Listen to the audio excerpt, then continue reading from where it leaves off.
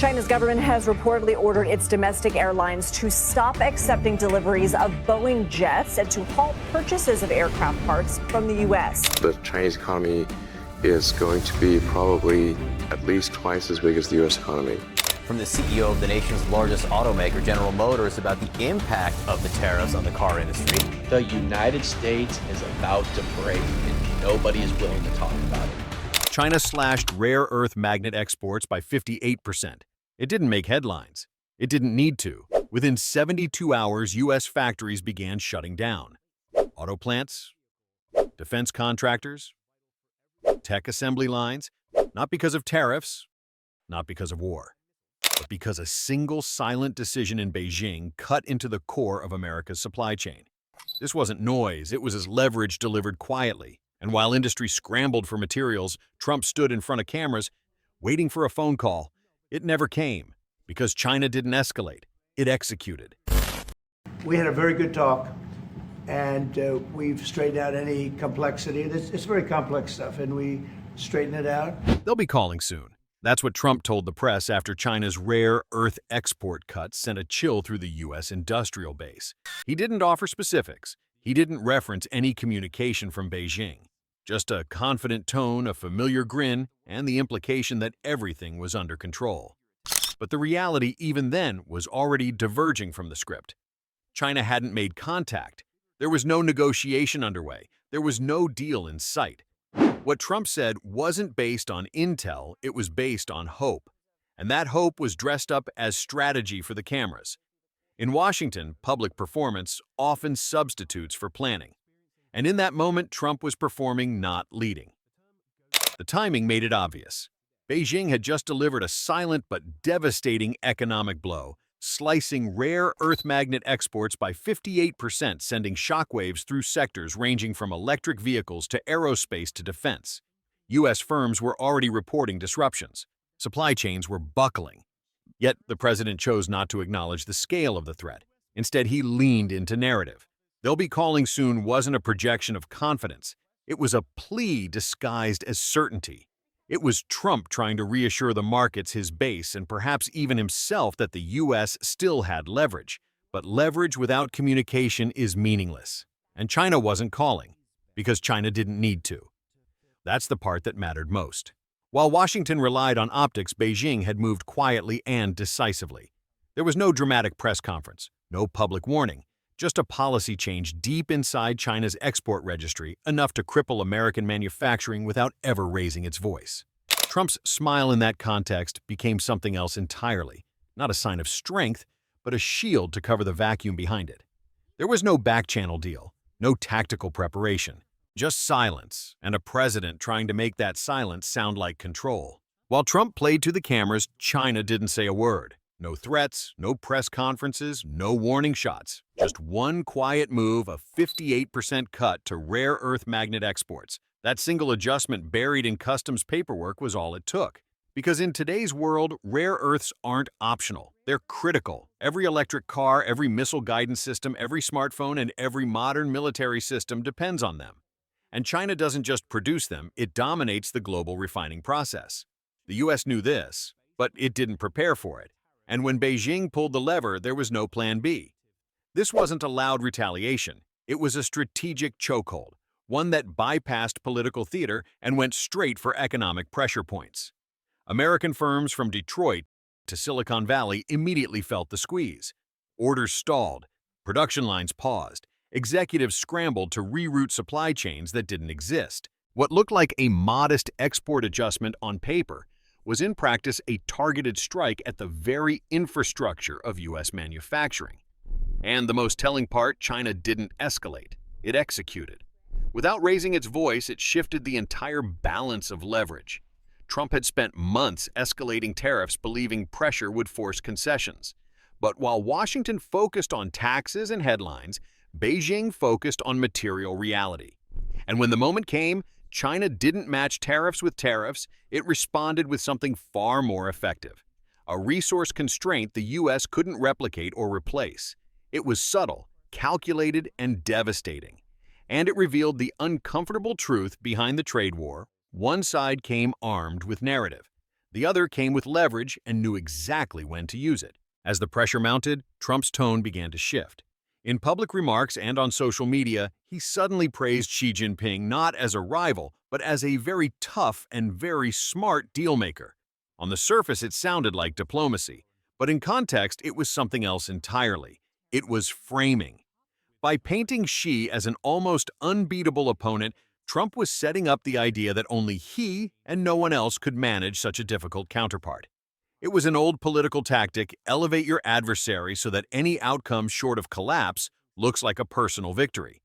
But behind that framing was something more desperate, because the truth was, Trump was no longer negotiating.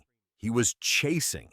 After months of tough talk and escalating tariffs, Beijing had gone quiet. They weren't reacting, they were waiting. And that silence exposed a deeper imbalance. Trump needed a deal more than China did. American manufacturers were rattled. Exporters were bleeding. The rare earth chokehold was squeezing harder every day. And Trump's own base farmers, industrial workers, small business owners was starting to feel the consequences. That's why the language changed.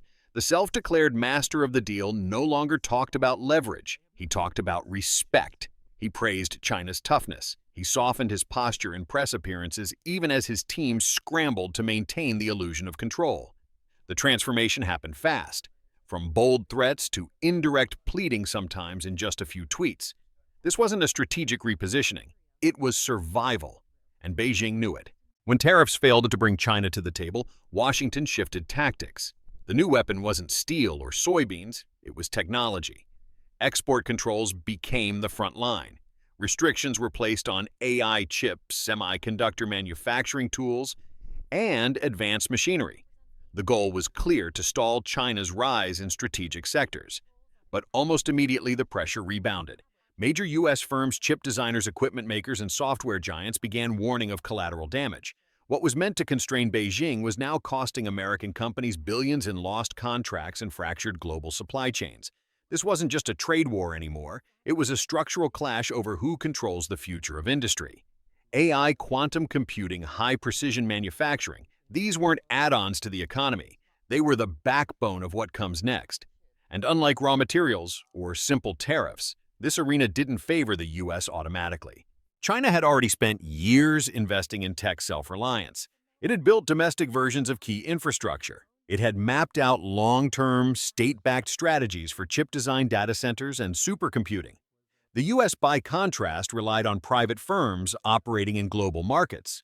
Firms now squeezed between Washington's political decisions and the demands of overseas customers. The escalation into tech marked a dangerous phase. Tariffs can be raised or dropped overnight. But export controls, once in place, reshape entire industries.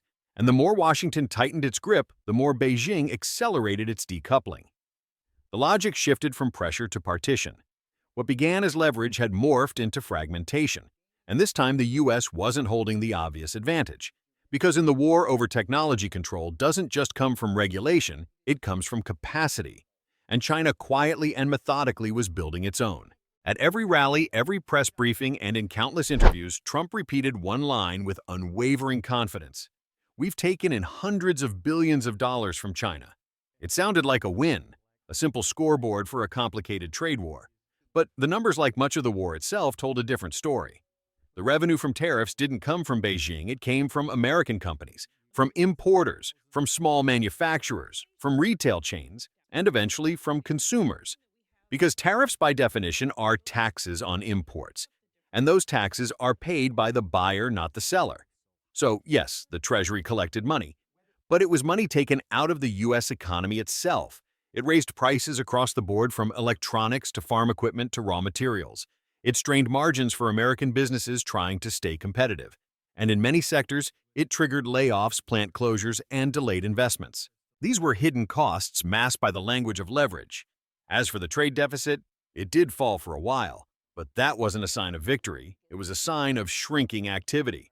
Both sides pulled back. Volume dropped, trade slowed, less business happened overall, fewer exports, fewer imports, less global integration. That's not a win, that's a stall. Trump's claim worked politically. It offered a powerful headline. It made it look like the U.S. was extracting something from China, but in reality, it was extracting value from its own economy.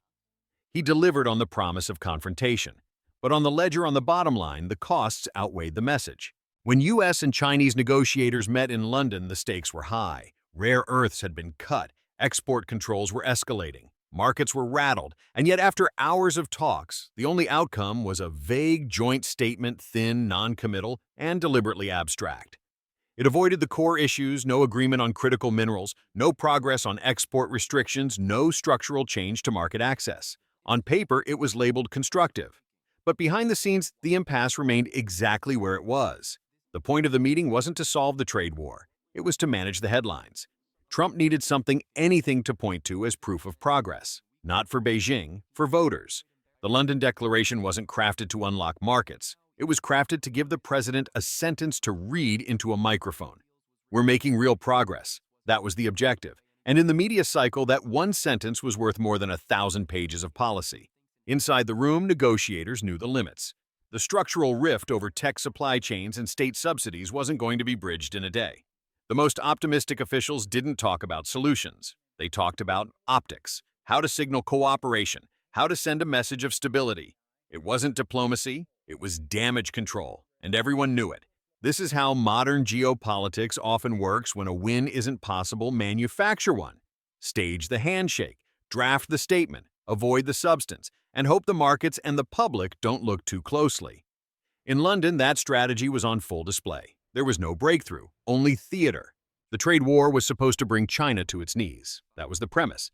Tariffs would apply, pressure export controls would create leverage, and Trump, armed with America's market power, would force Beijing to make concessions. But by 2025, the map had shifted. China held the materials, it held the processing power, and it held the discipline to wait. Rare earths, AI supply chains, critical infrastructure components. Beijing didn't just survive the pressure, it used it to accelerate its decoupling and expose just how dependent the U.S. had become. Meanwhile, Washington won the headlines, but not the substance. Each announcement, each rally soundbite, each press appearance was carefully staged to maintain the image of control. But behind the optics, the foundation was crumbling. American firms weren't expanding, they were adapting. Some were outsourcing more, others were calling for tariff relief, and none were celebrating a strategic victory. Trump set out to dominate. Instead, he got trapped in a loop of escalation, each move designed to look strong, but each response from China more targeted, more patient, and more effective. What began as a bold plan to rewrite the rules of global trade ended in a stalemate that exposed America's own structural vulnerabilities. He didn't lose the narrative, but he lost the leverage. And that may be the most dangerous kind of failure, the one that looks like victory until the cost becomes too big to hide.